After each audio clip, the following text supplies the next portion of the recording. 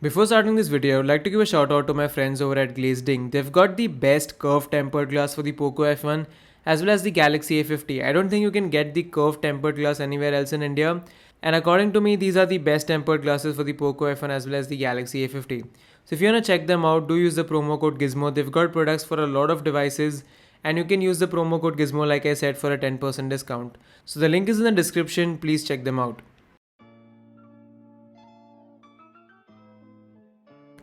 Hey guys, gizmoddict here and this is the Samsung Galaxy A70. It's quite an interesting phone because it costs almost 29,000 rupees, and if you look at the specifications of this phone, they are more in line with something that would cost less than 20,000. But nevertheless, it's almost a month since I'm using the Galaxy A70, so it's time to do a full review. So this is my full review of the Samsung Galaxy A70. And if you guys are new to the channel, then please hit the subscribe button and press the bell icon so that you're notified every time I upload a new video. Now let's get started with the review. So the moment you'll hold a Galaxy A70, you'll realize how massive this phone is. You've got a 6.7-inch Full HD Plus display on the front, which is amazing to watch content. It's an AMOLED display, so the colors are saturated, the blacks are deep. The size is very good at 6.7 inches, so all in all, I love the display here. Plus you've got a headphone jack, so the multimedia experience is top notch. The only thing that I miss here is a set of stereo speakers, but then I think that's okay. Coming back to the size of this phone, like I said, it's massive, so if you cannot handle big phones, stay away from this. But Samsung has actually chosen to go with a plastic back, so the phone is actually not that heavy in spite of that huge display and that 4500 mAh of battery. Although I would like to say that if Samsung would have gone with glass or a metal body, that would be better, because considering you are paying 29,000 rupees, a plastic body is a little too cheap. But then this phone doesn't feel bad or anything, it's just that I'm used to metal bodies or glass bodies in this price bracket, so I found the plastic body to be not that good. But just in case you don't like the feeling of that plastic body, you can slap on a skin on the phone like I have, and I'm using this skin from Capes India. So if you guys have a Galaxy A70 and you want a skin for your phone, then definitely check out Capes India. They have it for a majority of the smartphones that are available in India. There's also an in-display fingerprint sensor on the A70. It's an optical one like the one we had on the A50. But then I found this one to be faster. The fingerprint sensor on the A70 is definitely faster than the one on the A50. I have no complaints with it. It works as it should. It works with tempered glasses as well, so I don't have any complaints. Then we get on to the inside of the Galaxy A70, and here's where people are gonna have mixed feelings. Snapdragon 675 on a 29,000 rupee phone. Does it make sense? But then to be honest, specifications aside, I was genuinely impressed with the overall performance of the Galaxy A70. It actually runs on UFS 2.0 storage, so the read and write speeds are a lot faster than a traditional smartphone, and that in turn gives you a very snappy user experience. There is 6 gigs of RAM here, there is 128 GB of storage, so app opening times, multitasking, memory management, everything was really smooth. I actually jumped to the Galaxy A70 from my A50, and that difference was very evident in my experience. The A70 felt a lot more smoother, and with One UI and Android Pie, everything played out very well.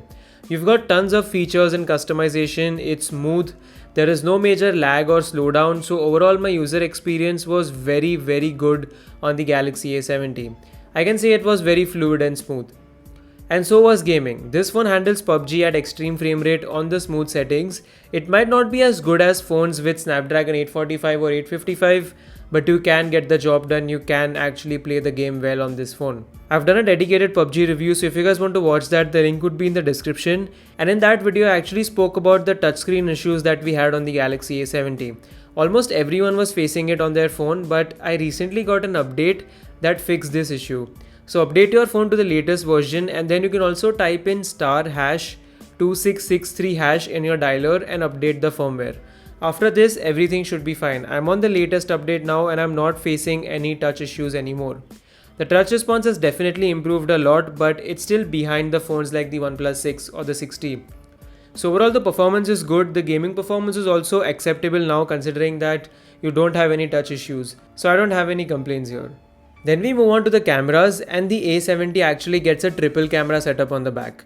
The primary sensor is a 32 megapixel one, and so is the selfie camera. But then the phone actually does not shoot images at that resolution by default. You need to enable it by selecting the H option in the viewfinder. But remember, HDR function does not work at the full resolution, so I stuck to the default mode.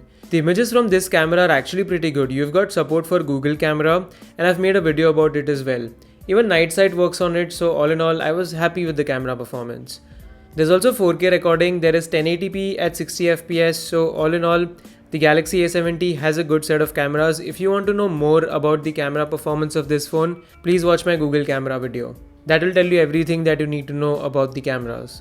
Then we move on to the battery life, and that is also very impressive on the A70. In spite of that massive display, the A70 on my heavy usage still manages to give me 6 to 7 hours of screen on time, which is awesome. The 4500 mAh of battery does the job very well, and in fact you've also got 25 watt fast charging here, so it takes less than 2 hours for a full charge. So you've got fast charging, you've got an amazing battery life, so you can push the A70 as much as you want to, and you will still have battery at the end of the day. The call quality was also very loud and clear. You've got dual SIM slots with dual VoLTE, and also there is a separate SD card slot. So in case that 128GB of storage is not enough for you, you can throw in an SD card and get more storage. But all in all, I have to say that I don't have any complaints with the Galaxy A70. It's a good phone with an amazing display, very long battery life, and a good set of cameras. So if you want the best Samsung phone for 30,000 rupees, you can go and buy the Galaxy A70. Or you can also wait for the Galaxy M40, because the M40 is going to be 20,000 rupees and it will also have an AMOLED display and a Snapdragon 675. But then the A70 is something that you can buy offline as well. So if you want to buy offline and you want to buy a Samsung phone, the A70 is a good option. But if you are open to other options and other brands, I will recommend you to go with the OnePlus 7 at 32,000 rupees. For 3-4,000 rupees more, you get a better package overall. Even the OnePlus 60 is apparently going to get a price drop, so if that happens, that would still be a better option than the Galaxy A70. Of course, those phones do not have a headphone jack, so if you need a headphone jack, you have to stick with the A70. Also, Xiaomi is going to launch the Poco F2 or the Redmi K20 Pro very soon, so that is something you can consider as well. But if you're going to talk about only the Galaxy A70, there is nothing wrong with this phone. It's a great phone. It's just that I find it a little overpriced. But still, if you want to buy this phone, you can buy it because that display is actually very good on it. So yeah, that sums up my thoughts about the Galaxy A70 review. If you guys enjoyed watching this video, then please hit the like button. And if you guys have any suggestions, then please let me know in the comments. If you want more behind the scenes content, you can go follow my Facebook, Twitter and Instagram page as well. That's all for now. Thanks for watching, and I'm gonna be back in the notifications very soon. Peace.